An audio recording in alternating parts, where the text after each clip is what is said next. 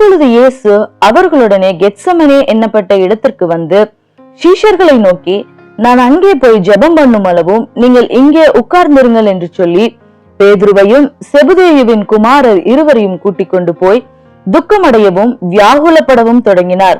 அப்பொழுது அவர், என் ஆத்துமா மரணத்துக்கு ஏதுவான துக்கம் கொண்டிருக்கிறது, நீங்கள் இங்கே தங்கி என்னோட கூட விழுத்திருங்கள் என்று சொல்லி சற்று அப்புறம் போய் முகங்குப்புற விழுந்து, என் பிதாவே, இந்த பாத்திரம் என்னை விட்டு நீங்க கூடுமானால் நீங்கும்படி செய்யும், ஆகிலும் என் சித்தத்தின்படி அல்ல உம்முடைய சித்தத்தின்படியே ஆக கடவது என்று ஜெபம் பண்ணினார்.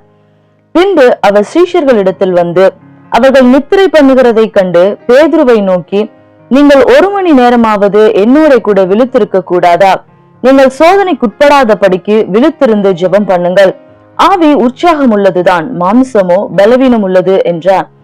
அவர் மறுபடியும் 2ஆம் தரம் போய், என் பிதாவே, இந்த பாத்திரத்தில் நான் பானம் பண்ணினால் ஒழிய இது என்னை விட்டு நீங்க கூடாதாகில் உம்முடைய சித்தத்தின்படி ஆக கடவது என்று ஜெபம் பண்ணினார். அவர் திரும்ப வந்தபோது அவர்கள் மறுபடியும் நித்திரை பண்ணுகிறதை கண்டார். அவர்களுடைய கண்கள் மிகுந்த நித்திரை மயக்கம் அடைந்திருந்தது. அவர் மறுபடியும் அவர்களை விட்டு போய் 3ஆம் தரம் அந்த வார்த்தைகளையே சொல்லி ஜெபம் பண்ணினார். பின்பு அவர் தம்முடைய சீஷர்களிடத்தில் வந்து, இனி நித்திரை பண்ணி இளைப்பாருங்கள், இதோ மனுஷகுமாரன் பாவிகளுடைய கைகளில் ஒப்பு கொடுக்கப்படுகிற வேலை வந்தது, என்னை காட்டிக் கொடுக்கிறவன் இதோ வந்து விட்டான், எழுந்திருங்கள் போவோம் என்றார். அவர் இப்படி பேசுகையில் 12 ஒருவனாகிய யூதாஸ் வந்தான். அவனோட கூட பிரதான ஆசாரியரும் ஜனத்தின் மூப்பரும் அனுப்பின திரளான ஜனங்கள் பட்டயங்களையும் தடிகளையும் பிடித்து கொண்டு வந்தார்கள். அவரை காட்டிக் கொடுக்கிறவன், நான் எவனை முத்தம் செய்வேனோ அவன்தான், அவனை பிடித்துக் கொள்ளுங்கள் என்று அவர்களுக்கு அடையாளம் சொல்லி இருந்தான். உடனே அவன் இயேசுவினிடத்தில் வந்து, ரபி வாழ்க என்று சொல்லி அவரை முத்தம் செய்தான்.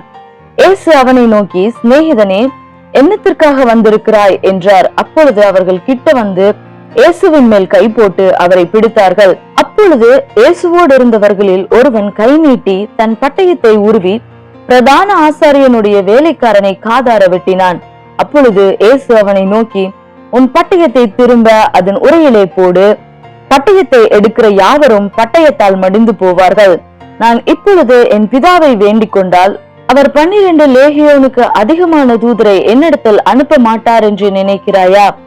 அப்படி செய்வேனானால் இவ்விதமாய் சம்பவிக்க வேண்டும் என்கிற வேத வாக்கியங்கள் எப்படி நிறைவேறும் என்றார். அந்த வேளையிலே இயேசு ஜனங்களை நோக்கி, கல்லனை பிடிக்க புறப்படுகிறது போல நீங்கள் பட்டயங்களையும் தடிகளையும் எடுத்துக்கொண்டு என்னை பிடிக்க வந்தீர்கள்.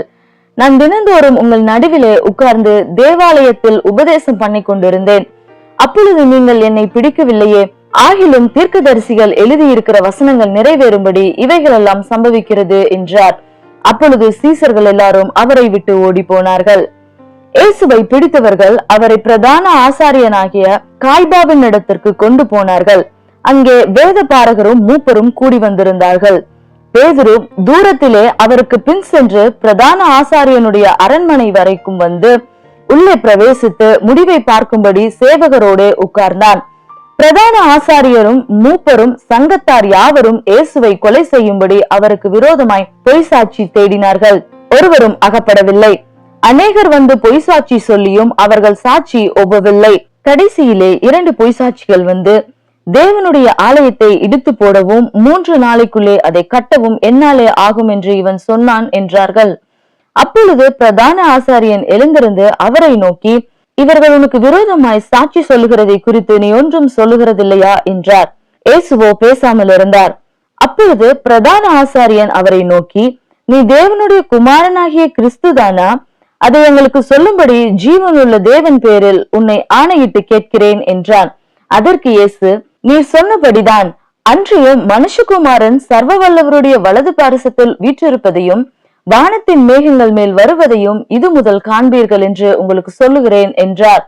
அப்பொழுது பிரதான ஆசாரியன் தன் வஸ்திரங்களை கிழித்துக் கொண்டு, இவன் தேவதூசணம் சொன்னான், இனி சாட்சிகள் நமக்கு வேண்டியது என்ன? இதோ இவன் தூசணத்தை இப்போது கேட்டீர்களே, உங்களுக்கு என்னமாய் தோன்றுகிறது என்று கேட்டான். அதற்கு அவர்கள், மரணத்துக்கு பாத்திரனாய் இருக்கிறான் என்றார்கள். அப்பொழுது அவருடைய முகத்தில் துப்பி அவரை குட்டினார்கள். சிலர் அவரை கன்னத்தில் அறைந்து, கிறிஸ்துவே, உம்மை அடித்தவன் யார்? அதை ஞான திருஷ்டியினால் எங்களுக்கு சொல்லும் என்றார்கள். அத்தருணத்தில் பேதுரு வெளியே வந்து அரண்மனை முற்றத்தில் உட்கார்ந்திருந்தான். அப்பொழுது வேலைக்காரி ஒருத்தி அவனிடத்தில் வந்து, நீயும் கலிலேயனாகிய இயேசுவோட கூட இருந்தாய் என்றாள். அதற்கு அவன், நீ சொல்லுகிறது எனக்கு தெரியாது என்று எல்லாருக்கும் முன்பாக மறுதலித்தான். அவன் வாசல் மண்டபத்திற்கு போன பொழுது வேறொருத்தி அவனை கண்டு, இவனும் நஸ்ரேயனாகிய இயேசுவோட கூட இருந்தான் என்று அங்கே இருந்தவர்களுக்கு சொன்னான். அவனோ, அந்த மனுஷனை நான் அறியேன் என்று ஆணையிட்டு மறுபடியும் மறுதலித்தான். சற்று நேரத்திற்கு பின்பு அங்கே நின்றவர்கள் பேதுருவினிடத்தில் வந்து, மெய்யாகவே நீயும் அவர்களில் ஒருவன், உன் பேச்சு உன்னை வெளிப்படுத்துகிறது என்றார்கள். அப்பொழுது அவன் அந்த மனுஷனை அறியேன் என்று சொல்லி சபிக்கவும் சத்தியம் பண்ணவும் தொடங்கினான். உடனே சேவல் கூவிற்று.